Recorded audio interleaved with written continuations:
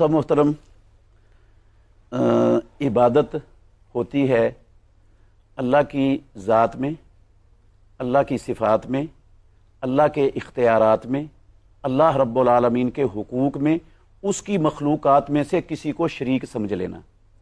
जिसको हमने अल्लाह की इन चारों चीज़ों में किसी को शरीक समझ लिया ना, तो उसकी इबादत हो गई है। मैं एक मिसाल देता हूँ इसकी।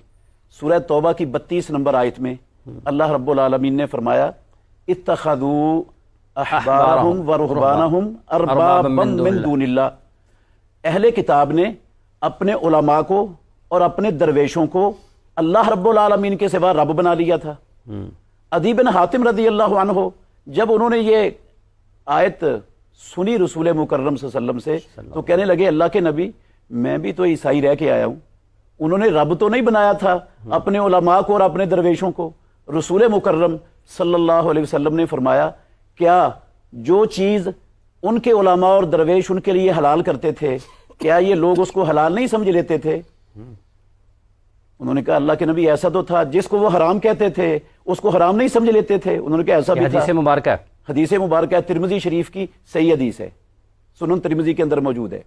अच्छा, अब रसूलुल्लाह सल्लल्लाहु अलैहि वसल्लम ने फरमाया, फतिलका इबादतुहुम, यही है उनकी इबादत कि एक इख्तियार अल्लाह का है, मैं उसको मखलूक समझकर, गैर माबूद समझकर, तागूती अमाल है नहीं, मैं जो मसला समझा रहा हूं ना, गौर करना जरा, मैं उसको मखलूक समझकर इख्तियार दे दिया, अल्लाह का इख्तियार है, मैं उसको माबूद नहीं समझा, मबूद करार नहीं दिया। मैं कहता हूं ये मखलूक है, मबूद अल्लाह रब्बुल आलमीन की जात है, लेकिन इख्तियार मबूद का इसको दे दिया। अल्लाह कहते हैं तूने उसको रब बना लिया, शिरक तो हो गया। अब मबूद समझना जरूरी नहीं होता। जो अल्लाह का इख्तियार है, जो रब की सिफत है, जो रब का जो है ना वो रब का हक है, वो हम जब किसी इंसान को दे देंगे तो शिरक हो जाएगा। अब अल्लाह ने इसको इसी का नाम रब बनाना कहा उसको, जबकि वो कोई यहूदी ईसाई उनको रब नहीं समझता था, आज भी नहीं समझते रब उनको, लेकिन अल्लाह कहते हैं उन्होंने रब बना लिया उनको। और मोहम्मदुर रसूलुल्लाह सल्लल्लाहु अलैहि वसल्लम ने इसी चीज का नाम क्या रखा है? इबादत का है। प्यारे पैगंबर ने, इमामुल अंबिया ने अपनी वही वाली जुबान से कि ये इबादत है उनकी। तो ये हाथ बांध कर जो खड़े होना है ना, रुकू करना है, ये इबादत है। ये इबादत सिर्फ अल्लाह रब्बुल आलमीन की जात के साथ खास है। ये हम इसका नाम ताज़ीम रखेंगे तो इसकी हकीकत नहीं बदलेगी। हकीकत इसकी वो इबादत ही रहेगी। ये रब के सिवा किसी के लिए नहीं है। हाथ बांध कर आजिज़ी इनकिसारी से खड़े होना, रुकू करना अल्लाह रब्बुल आलमीन के अलावा किसी के लिए नहीं है। ये सिर्फ अल्लाह की जात के साथ खास है। जब हम इसको किसी को गैर माबूद समझकर भी ये काम किसी गैर के लिए करेंगे, वो उसकी इबादत हो जाएगी। जब अल्लाह के सिवा किसी की इबादत हो जाएगी, इसी का नाम शिरक है। अब गौर करें, जो मुशरिकीन मक्का थे, कुरान मजीद में अल्लाह रब्बुल आलमीन ने उनका अकीदा बयान किया। सूरह अल-अनकबूत की 61 और 63 नंबर आयतें, मैं उनका तर्जमा करूंगा, अगर आयतें पढ़ूंगा तो ज्यादा वक्त लग जाएगा। अल्लाह रब्बुल आलमीन ने फरमाया, अगर आप इनसे सवाल करें आसमानों जमीनों को किसने पैदा किया है, ये मुशरिकीन मक्का से पूछे, वो कहेंगे अल्लाह ने पैदा किया है। अगर इनसे पूछो सूरज चांद मुसखर किसने किया, वो कहेंगे अल्लाह ने किया है। अगर इनसे पूछो आसमानों से पानी किसने उतारा है, जमीन से अनाज बगात किसने उगाए हैं, कहेंगे अल्लाह ने उगाए हैं। इसी तरह सूरह यूनुस की आयत नंबर वला इन सअल्तहुम मन खलक़स समावाति वल अर्ज़ व सख़्ख़र अश-शम्स वल क़मर ला यक़ूलुन्नल्लाह फअन्ना युफ़कून। वो कहेंगे कि ये सारे काम अल्लाह करता है। अच्छा, मुशरिकीन मक्का भी अल्लाह को मुस्तकिल समझते थे, ठीक है। वो जिनकी अल्लाह के सिवा पूजा करते थे ना, उनको रब नहीं समझते थे, ना मबूद समझते थे, ना खुदा समझते थे। क्या समझते थे उनको? सूरह यूनुस की गालिबन 18 नंबर आयत है, व याबुदूना मिन दूनिल्लाह मा ला यनफ़उहुम वला यदुर्रुहुम व यक़ूलूना हाउलाए शुफ़ाअउना इंदल्लाह। वो कहते थे ये अल्लाह नहीं है, ये माबूद नहीं है, ये तो माबूद के पास हमारे सिफारिशी हैं, ये तो सिफारिश करते हैं हमारी इनके आगे और इनकी ऊपर, अल्लाह के आगे। अल्लाह हमारी सुनता नहीं और इनकी मोड़ता नहीं। ये तसव्वुर था मुशरिकीन मक्का का, और अल्लाह ने इसके बावजूद उनको कहा कि ये इबादत कर रहे हैं उनकी। अच्छा, इसी तरह सूरह ज़ुमर की 2 नंबर आयत में अल्लाह रब्बुल आलमीन ने फरमाया, वो कहते थे मा नाबुदुहुम इल्ला लियुक़र्रिबूना इलल्लाहि ज़ुल्फ़ा। آسمانوں کا پیدا کرنے والا اللہ ہے، زمینوں کا پیدا کرنے والا اللہ ہے، ساری کائنات کا نظام چلانے والا اللہ ہے، ساری کائنات کا بادشاہ اللہ ہے، آسمانوں سے روزی دینے والا اللہ ہے، آنکھیں دینے والا، بینائی پیدا کرنے والا، کان دینے والا، سماعت کی قوت دینے والا وہ اللہ ہے، زندگی موت کا مالک اللہ ہے۔ مشرکین مکہ یہ عقیدہ رکھتے تھے ہمارا خالق بھی کون ہے؟ اللہ ہے۔ دعائیں کس سے مانگتے تھے؟ وہ کسی اور سے، اللہ سے، دعا اللہ سے مانگتے تھے۔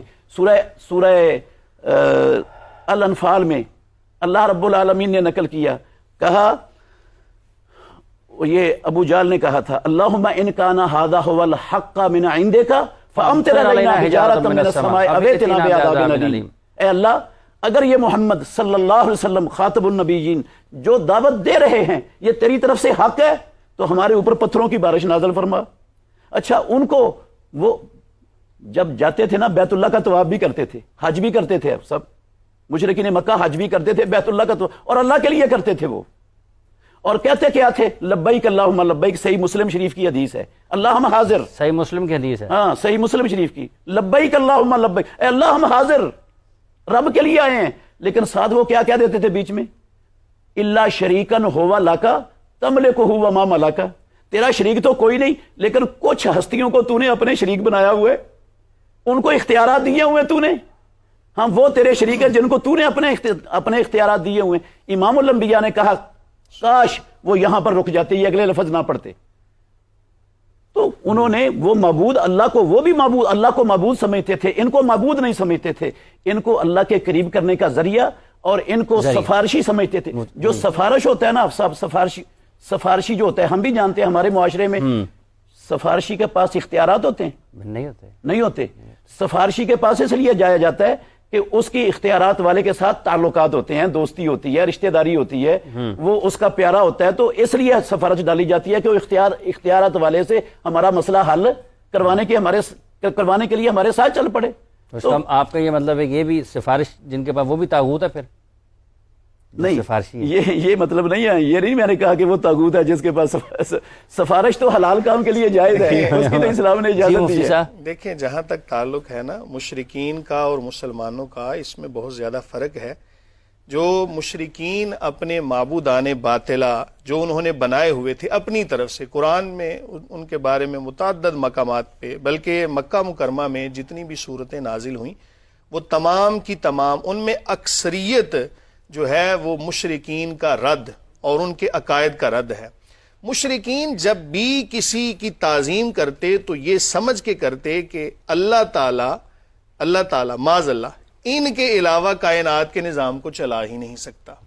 کوئی بندہ اگر یہ کہہ دے کہ اللہ تعالیٰ معاذ اللہ کسی کا محتاج ہے تو وہ تو دار اسلام سے حدیث جو بیان کی ہے مفتی صاحب نے، صحیح مسلم اور ترمذی کی، دیکھیں وہ ایسے ہی ہے بالکل، لیکن مشرکین کے عقیدے اور مسلمانوں میں بڑا فرق ہے۔ یہ اس نقطے کو سمجھنے کی ضرورت ہے۔ اگر یہ نقطہ سمجھ جائیں تو میرا خیال ہے سارا مسئلہ ہی سمجھ آ جائے گا کہ جب کوئی بھی بندہ کسی کو معبود سمجھے اور اللہ تعالیٰ کے حوالے سے یہ یقین کر لے کہ اللہ تعالیٰ ان کی اگر موڑے گا تو یہ، میں اس کی ایک اور بلا تمثیل مثال دیتا ہوں۔ ہمارے ملک میں ایک سربراہ ہوتا ہے، صدر ہوتا ہے۔ ایک گزارش کرنا چاہتا ہوں کہ اگر ہم جو آج کے دور میں طاغوت ہے، طاغوتی طاقتیں ہیں، طاغوتی اعمال ہیں، اگر ہم ان کو پہنچائیں اپنے سننے والوں کے تک کہ کیا اصل میں اس کے مطالب کیا ہیں قرآن کی روشنی میں، اس کے مطالب کیا ہیں معنی کیا ہے سنت کی روشنی میں، تو جو وہ تو ہر وہ چیز کے جو انسان کون سی چیز ہے، انسان کو ہر وہ چیز جو شیطان کی طرف لے کر جائے وہ طاغوتی قوت ہے،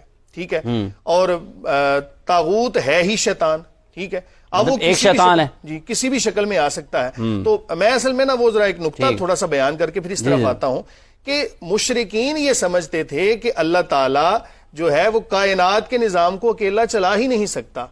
اب یہ بات سمجھنے کی ضرورت ہے کہ اللہ تعالیٰ قادر مطلق ہے۔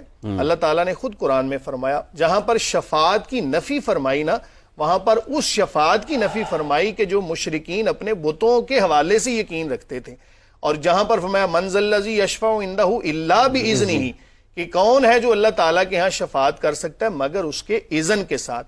اللہ تعالیٰ جب کسی کو کچھ عطا کر دے تو اس میں کوئی مذائقہ نہیں ہے، اللہ تعالیٰ قادر مطلق ہے۔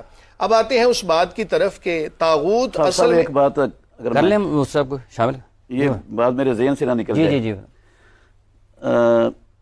مفتی سخاوت صاحب حفظہ اللہ انہوں نے کہا ہے کہ مشرکین مکہ وہ یہ عقیدہ رکھتے تھے کہ اللہ رب العالمین ان ہستیوں کے بغیر کچھ کر نہیں سکتا.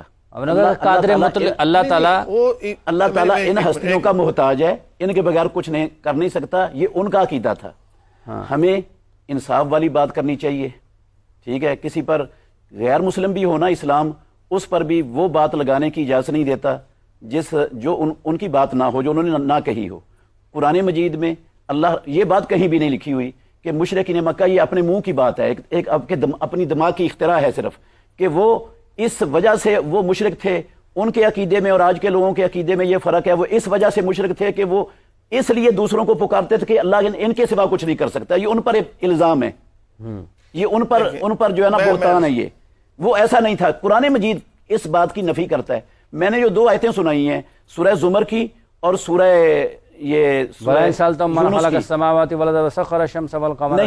یہ جو ہے وَيَعْبُدُونَ مِن دُونِ اللَّهِ مَا لَا يَضُرُّهُمْ وَلَا يَنفَعُهُمْ وَيَقُولُونَ هَؤُلَاءِ شُفَعَاؤُنَا عِندَ اللَّهِ قُلْ أَتُنَبِّئُونَ اللَّهَ. ہاں یہ نہیں ہے، اس میں کہیں نہیں ہے کہ وہ یہ سمجھتے تھے کہ اللہ رب العالمین ان کا محتاج ہے اور ان کے بغیر اللہ کچھ نہیں کر سکتا. کوئی نہیں تھا ان کا عقیدہ. وہ کہتے تھے وَلَئِن سَأَلْتَهُمْ